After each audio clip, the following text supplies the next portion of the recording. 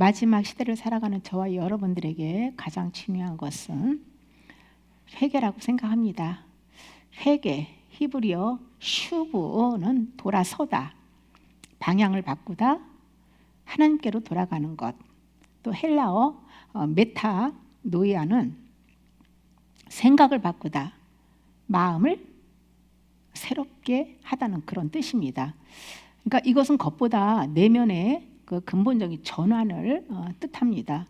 회개는 입술의 고백을 넘어서 마음과 삶 전체의 방향이 바뀌는 깊은 변화를 의미합니다. 회개는 죄에서 돌이켜 하나님께로 돌아가는 길이고 또 삶의 방향 전체를 바꾸는 것입니다. 회개를 해야 하나님과 관계가 회복되어서 성령으로 바른 믿음 생활을 할 수 있습니다. 회개는 해도 되고 하지 않아도 되는 것이 아니고 천국 가기 위해서는 반드시 해야 합니다. 믿음과 회개는 뗄 수 없는 관계예요. 회개 없이 믿음은 절대로 자랄 수가 없지요. 성령 안에서 회개할 때 성령의 열매가 그 믿음을 확증해 주는 거예요. 회개는 마음의 그릇을 정결하게 비우는 작업입니다. 타락한 정욕과 죄성으로 부패한 마음을 깨끗하게 비워야 진리의 생수로 채울 수 있습니다. 회개하기 전 마음은 죄로 무질서하고 진리의 빛이 없어서 흑암 상태입니다. 먼저 이 말씀의 빛을 받아야만 그러한 마음 상태를 깨닫고 회개할 수가 있다는 것이죠.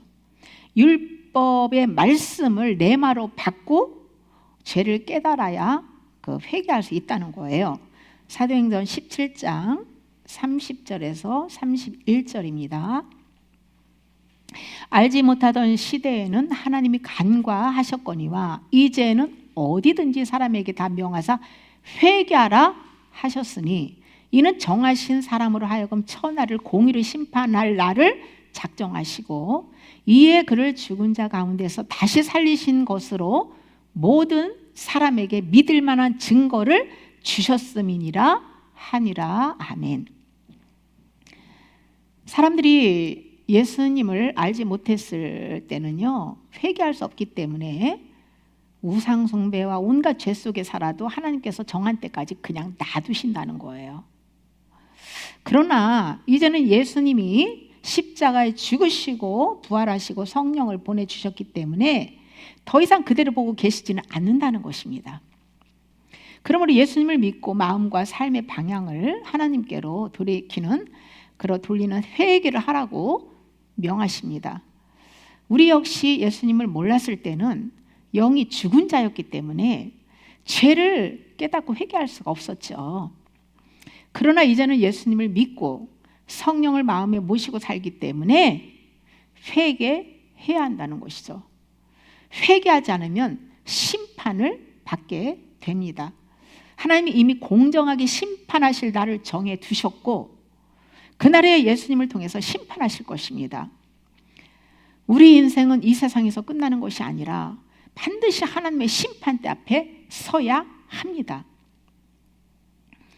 예수님이 심판자이심을 증명한 것이 바로 예수님의 부활입니다. 예수님의 부활은 역사적이고 실제적인 증거로 모든 사람이 믿을 수 있도록 제시한 확증입니다. 예수님의 부활은 하나님께서 예수님을 심판자와 구원자로 세우셨다는 증거입니다. 누구든지 죄를 알지 못할 때는 회개할 수가 없습니다. 그러나 성령으로 죄를 깨달았을 때는 회개해야 합니다. 성경 말씀이나 죄에 대해서 지식으로 아는 것으로는 회개할 수 없어요. 그러나 성령으로부터 말씀을 레마로 받았을 때 그 죄를 깨닫고 회개할 수 있는 거예요. 바울이 로마서 5장 20절에서 율법이 들어온 것은 범죄를 더하게 하려 함이라. 그러나 죄가 더한 곳에 은혜가 더욱 넘쳤나니라고 증언한 것처럼 율법으로 죄를 깨달아야만 회개할 수 있다는 것이에요. 하나님의 말씀으로 내면의 빛을 받아야만 이 속에 숨겨진 그 죄들을 보고 깨닫고 회개하게 되고 그때 하나님의 그 죄사함의 은혜가 넘친다는 것입니다.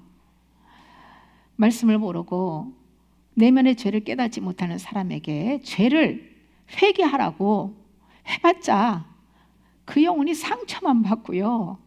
회개할 수 없어요. 정말 흑암 속에서요, 빛을 받지 못한 사람들에게 죄를 지적하고 회개하라고 해보세요. 내가 무슨 죄를 졌는데 하면서 오히려 역반응을 일으키고 오히려 막 미워하고 상처받고 그러잖아요. 만사에 때가 있습니다. 율법이 레마로 마음에 들어와야만 비로소 깨닫고 회개할 수 있는 거예요. 율법도 내가 머리로 깨달아 하는 그런 것은 회개할 수 없고요. 율법을 성령을 통해서 레마로 받아야 마음의 찔림과 충격을 받고 회개할 수 있는 거예요. 이 말씀을 레마로 받는 영혼들에게는 지금이 은혜의 시간이고 회개의 기회인 줄 믿습니다. 레위기 4장 13절에서 14절에 보시면 만일 이스라엘 온 회중이 여호와의 계명 중 하나라도 부지 중에 범하여 허물이 있으나 스스로 깨닫지 못하다가 그 범한 죄를 깨달으면 회중은 숫송아지를 속죄제로 드릴지니라고 증언합니다. 이 말씀은 공동체 전체의 그 죄에 대한 제사법인데 깨닫지 못하다가 깨닫는 말씀은 개인에게도 모든 사람에게 반영됩니다. 다른 곳에서도 죄를 깨닫지 못하다가 깨닫게 되었을 때는 그 허물로 잘못하였다고 자백하고 하나님께 속죄제를 드리라고 증언합니다. 구약의 제사 제도는 예수 그리스도의 속죄 사역을 예표합니다. 예수님이 우리 죄를 대신하여 속죄 제물이 되셨습니다.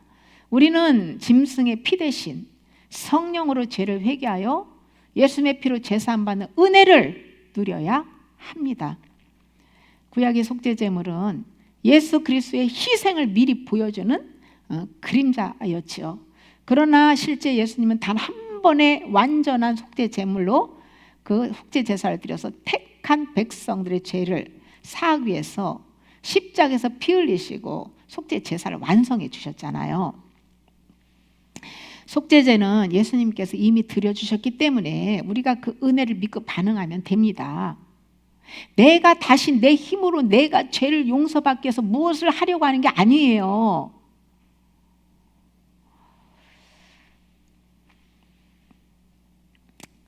순양을 제물로 드리는 속건제는 성령 안에서 말씀으로 지은 죄를 회개하고 회개에 합당한 열매를 맺는 것이에요.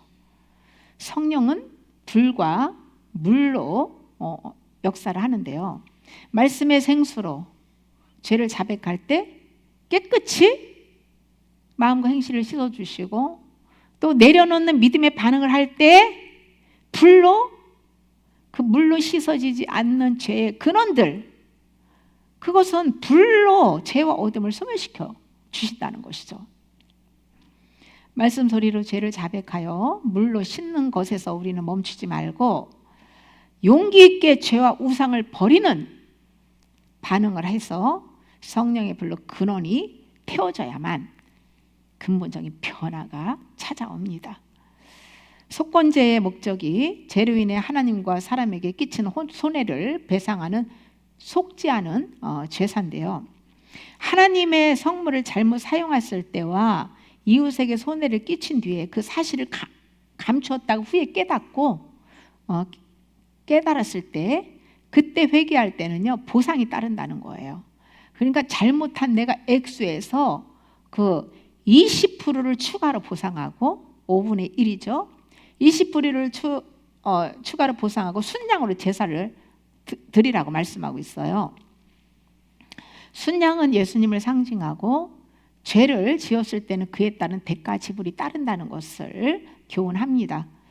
우리가 성령 안에서 원죄와 자범죄를 용서받고 거저주시는 속죄 은혜를 누리다가 하나님과 이웃에게 죄를 지었을 경우에 화해하기 위해 속건제를 드려야 한다는 것이죠. 이때 자기가 죄를 지었기 때문에 그에 따른 대가 지불을 하고 관계 회복을 해야 한다는 거예요. 처음에 거저 주신 은혜를 받았을 때는 대가 지불이 없어요. 주님이 다 치렀기 때문에.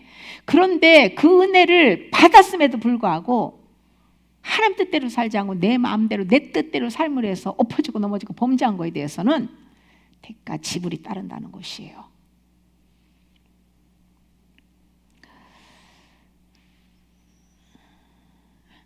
예, 하나님의 은혜와 사랑으로 구원받고 나서도 죄를 지었을 때는 보상을 하듯이 그에 따른 징계와 회개에 합당한 열매로 대가 지불을 해야 되는데요. 다윗은 밧세바를 간음하고 밧세바의 남편 그 우리야, 충신 우리야를 죽인 죄를 자백하여서 죄사함은 받았지만은 그로 인해서 침상을 적시듯이 철저히 회개했습니다.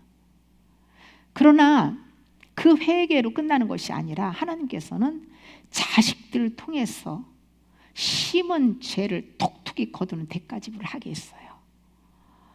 우리도 죄를 자백하여서 죄 용서를 받지요. 그러나 그에 따른 징계를 받으며 다시는 그러한 죄를 짓지 않도록 대가 지불을 해서 하나님의 공의를 세워야 한다는 것이에요. 이것이 두렵고 떨림으로 거룩하게 구원을 이루어 가는 것입니다.